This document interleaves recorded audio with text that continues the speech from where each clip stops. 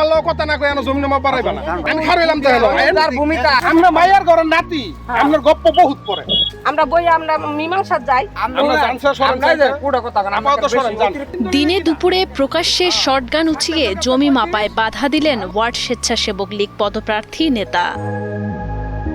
গাজীপুর মহানগরের দেশিপাড়া এলাকার ১৯ নং ওয়ার্ডের স্বেচ্ছাসেবক লীগের সভাপতি প্রার্থী রাশেদুজ্জামান মাসুমের বিরুদ্ধে প্রকাশ্যে শটগান উঁচিয়ে প্রতিপক্ষকে জমির খুঁটি তুলে ফেলার জন্য হুমকি দেওয়ার অভিযোগ করেছেন ভুক্তভোগী হারুনুর রশিদ। শটগান নিয়ে আমার বুকে ধরছে, আমার মাথায় ধরছে গুলি করার জন্য, আবার পায়ে ধরছে, হ্যামার নিয়ে এসেছিল, হ্যামার আমরা নিয়ে এসে এটা নিয়ে আমার মাথায় বাড়ি দিতে নিয়েছিল।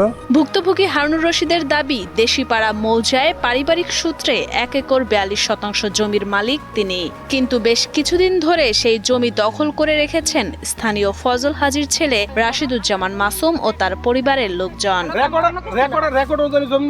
এর আগে স্থানীয়ভাবে সালিশ মীমাংসার চেষ্টা করলেও মাসুম গং তাদের ওপর আরো চড়াও হয়ে ওঠে। এরই জের ধরে শনিবার সকাল ১০টায় হারুন ও তার স্বজনরা ওই জমি মাপজোখ করে সীমানা চিহ্নিত করতে গেলে খবর পাওয়া মাত্রই ঘটনাস্থলে শটগান নিয়ে ছুটে যান স্বেচ্ছাসেবক লীগ নেতা মাসুম। সে সময় তাকে গুলি করে মেরে ফেলার হুমকি দেন বলে জানান ভুক্তভোগী হারুনুর রশিদ। তো একটা বন্দুকের মতো নিয়ে আসলো, আমি ভাবছি যেদিকে চলে যাব তো দেখি যে এখানে নামলো, নামার পরে এটা শটগান না কি কয় শটগান ওইটা বের করে এইভাবে বুকের মধ্যে ধরলো, তোর বুকটা ঝাঁঝরা করে ফেলবো, তো এখানে জমিন মাফসকে।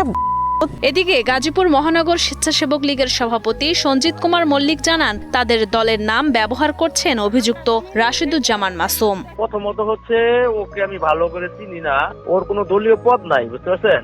ওই ওয়ার্ডে কিন্তু আমাদের কমিটি আছে, ১৯ নম্বর ওয়ার্ডে হচ্ছে সভাপতি হলো জুবায়ের আল মাহমুদ আর সেক্রেটারি হচ্ছে সাদাত হোসেন।